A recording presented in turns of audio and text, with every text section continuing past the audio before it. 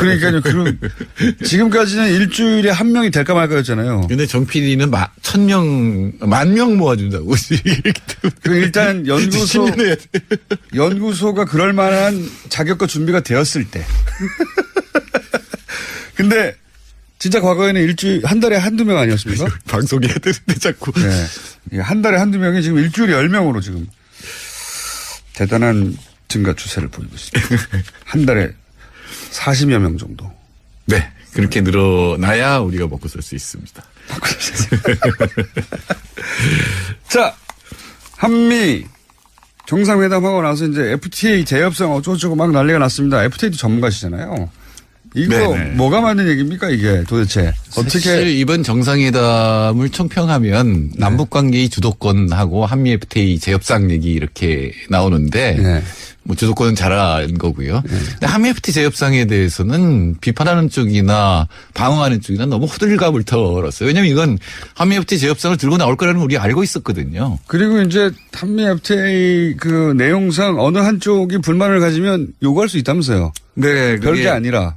예. 22장 2조 3항에 그렇게 돼 있습니다. 예. 어차피 공동위원회라는 게 있어요. 조인트 커미티라는 게 있고 한쪽에서 요구하면 한 달 내에 무조건 응해야 되는 겁니다. 이게 무슨 재협상을 합의하고 말고가 아니고 애초에 그렇게 돼 있다. 예. 어느 한쪽에서 공동위원회를 소집할 걸 요구하면 한 달 이내에 응해야 되는 거기 때문에 더구나 우리가 요구해도 마찬가지네요. 그렇죠.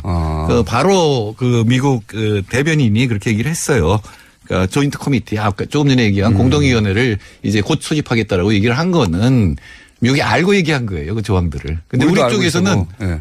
근데 우리 쪽에서는 그렇게 합의한 적이 없다고 지금 했는데 이것도 약간 호들갑입니다. 사실은 조항상 그냥 응하게 되어 있는 것이고. 아니 그러니까 우리 지금 잘 되고 있는지 한번 조인트 위원회 만들어가지고 얘기 좀 해볼까? 이거는 양쪽 누구든 요구할 수 있다는 거잖아요. 네, 양쪽 모두 다 요구할 수 있는데 뭐 미국의 요구는 확실하죠. 자동차 관세를 내려라는 거거든요. 관세를 올려라는 거거든요. 우리나라 관세를. 그러니까 미국에 들어가는 관세를 올리든가 네. 한국에서 미국 차의 판매에 저해가 되는 그 비관세 장벽이라고 부르는 걸 없애라는 건데 이 비관세 장벽이라고 미국이 부르는 것들이 굉장히 웃겨요. 왜 그렇습니까? 그러니까 배기량이라든가 이렇게 좀 환경에 관한 것들. 네. 그다음 깜빡이가 좀 달라요.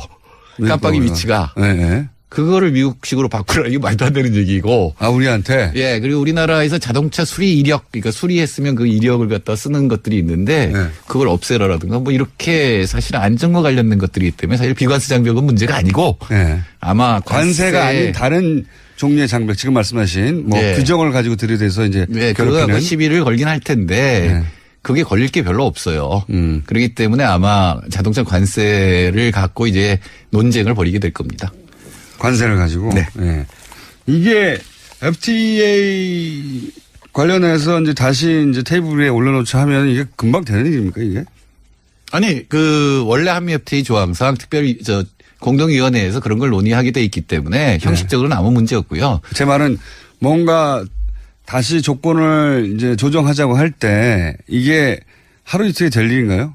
아니죠. 뭐 우리가 질질 끌면 한없이 끌 수도 있는 거고. 네.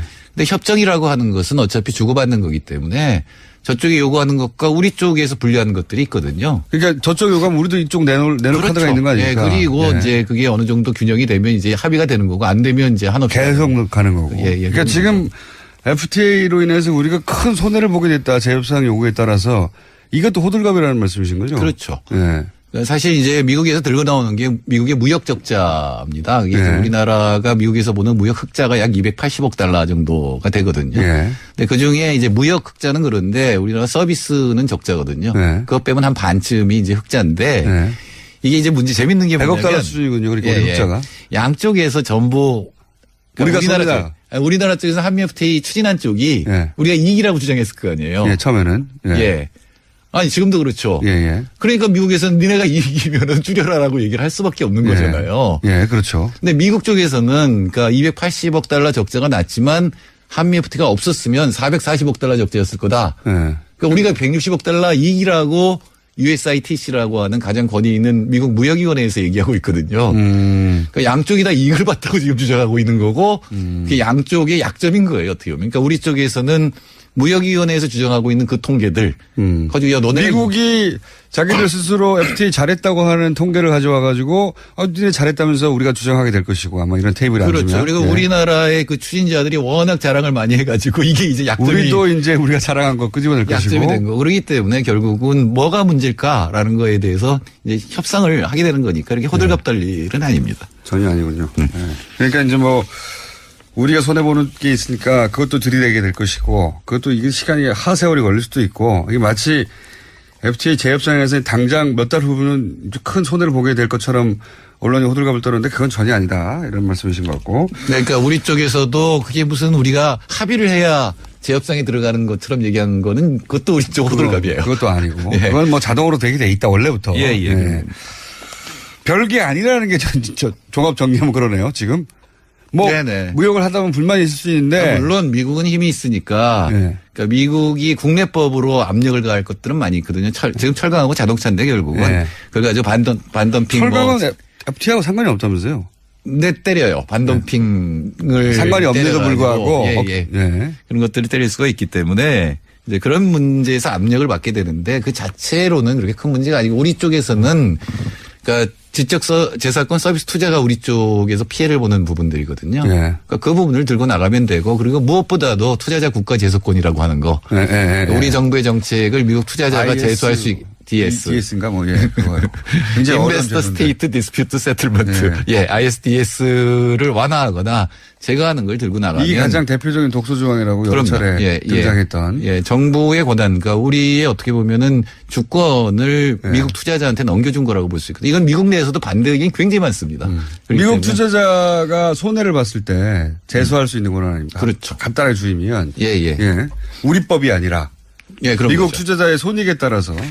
그러니까 예를 들어서 우리나라에서 ISDS가 무서워서 안 한 것들이 그 탄소를 덜 배출하는 차들이 이제 저공해 차량이 있잖아요. 예. 여기에 보조금을 주기로 환경부가 결정했다. 그걸 철회했거든요. 그게 예를 들어서 미국의 자동차들이 아니 한국 자동차한테 그런 특혜를 주면 어떡하냐. 우리가 불이익을 당한다. 이렇게 제소할 수 있다는 거잖아요. 예, 그게 미국이 지금 자동차 산업 전략을 잘못 짜는 것 중에 하나가 점점 환경 규제가 강화될 거 아니에요. 세계적으로. 그런데 미국은 굉장히 약해요. 그게. 그러니까 미국 자동차들은 이 저공해 차량을 만드는 기술을 발전 안 시키고 있어요. 계속. 유럽은 했어요. 그러니까 미국 차량이 점점 불리해지는데 이 트럼프가 들어와서 더 풀었거든요. 더 풀겠다라는 거 아니에요. 네. 그럼 미국 차량은 정말 망합니다. 근데 이거를 힘으로 계속 저공해 차량, 그러니까 연비 규제라든가 이런 걸 갖다 하지 않으면 네. 미국 자체가 망하는 건데. 소비자들이 선택하지가 않죠. 그렇죠. 시장에 들어오면 뭐합니까? 안 사는데. 사실 우리나라에서 미국 차 안 사요. 예. 그냥 이건 선호라고 볼 수 있는데 유럽 차가 디젤 문제가 났잖아요. 그런데도 네. 유럽 차를 계속 선호하고 왜냐하면은 있는데. 뭐 성능 문제도 있지만 미국 제품이 우수하다는 건 벌써 20-30년 전 얘기거든요. 그렇죠. 그러니까 제품을 좋게 만들어야지. 30년도 넘었죠. 우리 어렸을 때는 제니스 라디오 이러면 최고였는데 지금 라디오 뭐. 미제가 최고야. 그게 한 80년도까지는 통했는데. 예, 이게 미국이 제품을 잘 못 만드는 거지. 장벽하고는 상관이 없는 착각하고 있는 것 같고. 자, 한 가지만 더 여쭤볼게요. 이번 정상회담에서 통상 경제 부분을 총괄하는 예를 들어서 뭐 외교부 장관이 갔는데 이 컨트롤 타워가 없는 거 아니냐 이런 문제 지적이 언론을 통해 있었습니다. 지금 통상교섭본부장이 없잖아요. 네, 그러니까요. 예, 통상 그러니까. 대빵이 없는 거 아니냐. 예, 그리고 저렴한 단어를 사용했는데 대빵이라는. 예, 전반적으로 정상회담에서 흘러나온 얘기들을 보면 예. 사실 한미협회 가장 중요한 건데 굉장히 복잡한 그러니까요. 문서거든요. 예. 그러니까 그거를 잘 알고 미국의 약점을 잘 아는 분이 이번 한미협회에 관한 이 토론에 들어갔어야 된다는 생각은 드는데 제가 추천한다면 예. 송기호 변호사입니다. 제가 보기엔 한미협회 협상문에 대해서 이 지구상의 송기호 변호사보다 잘 아는 사람은 없습니다. 지구상에. 아, 그래요? 그럼요. 이분이 문구를 정확하게 다 알고 있습니까? 거의 외워요. 그래요? 그러니까 저도 같이 일했는데 저는 외국 문헌 보고 대충 보거든요. 우리 문헌 찾아가지고 비슷한 거 있으면 이렇다고 얘기하는데 이분 한미협회 협정문은 진짜 나달라달해요. 거의 다 외워요. 변호사이고. 그건 영어로 외워요. 문구를 정확하게 알고 있고. 예, 원래 그리고 약점이 어디 있는지도 다 알고. 서양 쪽과 협상할 때는 계약서 문구 들이대고 그렇죠. 싸우는 거거든요. 그렇죠. 그게 제일 시작이거든요. 괜히 대충 얘기했다가는 당하고. 네. 우리도 손해 봤어. 이런 거 다 필요 없고 계약서 문구 딱 들이대고 그렇게 싸우는 거라 계약을 정확하게 이해하는 사람이 중요하죠. 그러니까 이번에도 한미 FTA 재협상 가지고 합의했느냐 안 했느냐가 아니라 협정문에 어떻게 돼 있는지를 봐야 되거든요. 그러니까요. 네, 네. 그런 겁니다. 송교 변호사를 임명하면 해결된다고요? 문제는 네. 이번에 한미 정상회담 하면서 이 사드 문제에 대해서 너무 방어를 했잖아요. 보수 쪽 한미 동맹 강화하느라고. 네. 근데 지금 그 현대자동차가 제가 보기에는 1년에 한 180억 달러 정도 손해볼 것 같아요. 지금 60%가 수출이 줄었어요. 자, 그 부분이 앞으로 과제입니다. FTA 재협상 어쩌고저쩌고 막 난리가 났습니다. FTA도 전문가시잖아요. 이거 네네. 뭐가 맞는 얘기입니까 이게 도대체? 사실 어떻게 이번 정상회담을 총평하면 남북관계의 주도권하고 한미 FTA 재협상 얘기 이렇게 나오는데 네. 뭐 주도권은 잘한 거고요. 근데 한미 FTA 재협상에 대해서는 비판하는 쪽이나 방어하는 쪽이나 너무 호들갑을 털었어요. 왜냐하면 이건 한미 FTA 재협상을 들고 나올 거라는 걸 우리 알고 있었거든요. 그리고 이제 한미 FTA 그 내용상 어느 한쪽이 불만을 가지면 요구할 수 있다면서요. 네, 별게 아니라. 예. 22장 2조 3항에 그렇게 돼 있습니다. 네. 어차피 공동위원회라는 게 있어요. 네. 조인트 커미티라는 게 있고 한쪽에서 요구하면 한 달 내에 무조건 응해야 되는 겁니다. 이게 무슨 재협상을 합의하고 말고가 아니고 애초에 그렇게 돼 있다. 예, 어느 한쪽에서 공동위원회를 소집할 걸 요구하면 한 달 이내에 응해야 되는 거기 때문에 더구나 우리가 요구해도 마찬가지네요. 그렇죠. 아. 바로 그 미국 그 대변인이 그렇게 얘기를 했어요. 그러니까 조인트 커미티 아까 조금 전에 얘기한 공동위원회를 이제 곧 소집하겠다라고 얘기를 한 거는 미국이 알고 얘기한 거예요. 그 조항들을. 근데 우리 쪽에서는 네. 근데 우리 쪽에서는 그렇게 합의한 적이 없다고 지금 했는데 이것도 약간 호들갑입니다. 사실은 조항상 그냥 응하게 되어 있는 것이고. 아니, 이게 우리 지금 잘 되고 있는지 한번 조인트 위원회 만들어가지고 얘기 좀 해볼까? 이거는 양쪽 누구든 요구할 수 있다는 거잖아요. 네, 양쪽 모두 다 요구할 수 있는데 뭐 미국의 요구는 확실하죠. 자동차 관세를 내려라는 거거든요. 관세를 올려라는 거거든요. 우리나라 관세를. 그러니까 미국에 들어가는 관세를 올리든가 네. 한국에서 미국 차의 판매에 저해가 되는 그 비관세 장벽이라고 부르는 걸 없애라는 건데 이 비관세 장벽이라고 미국이 부르는 것들 굉장히 웃겨요. 왜 그렇습니까? 그러니까 배기량이라든가 이렇게 좀 환경에 관한 것들. 네. 그다음 깜빡이가 좀 달라요. 깜빡이 위치가. 네, 네. 그거를 미국식으로 바꾸라 이게 말도 안 되는 얘기고. 아, 우리한테? 예, 그리고 우리나라에서 자동차 수리 이력, 그러니까 수리했으면 그 이력을 갖다 쓰는 것들이 있는데 네. 그걸 없애라라든가 뭐 이렇게 사실 안. 그러니까요. 그럼 지금까지는 일주일에 한 명이 될까 말까였잖아요. 근데 정 PD는 1,000명, 10,000명 모아준다고. 그럼 일단 신년해야 돼. 연구소가 그럴 만한 자격과 준비가 되었을 때. 근데 진짜 과거에는 일주일, 한 달에 한두 명 아니었습니까? 방송해야 되는데 자꾸. 네. 한 달에 한두 명이 지금 일주일에 10명으로 지금 대단한 증가 추세를 보이고 있습니다. 한 달에 40여 명 정도. 네. 그렇게 늘어나야 우리가 먹고 살 수 있습니다. 자, 한미 정상회담하고 나서 이제 정과 관련된 것들이기 때문에 사실 비관세 장벽은 문제가 아니고 네. 아마 관세가 아닌 다른 종류의 장벽 지금 말씀하신 뭐 네. 규정을 가지고 들이대서 이제 네, 그거가 뭐 시비를 걸긴 할 텐데 네. 그게 걸릴 게 별로 없어요. 그렇기 때문에 아마 자동차 관세를 갖고 이제 논쟁을 벌이게 될 겁니다. 관세를 가지고. 네. 네. 이게 FTA 관련해서 이제 다시 이제 테이블 위에 올려놓자 하면 이게 금방 되는 일입니까 이게?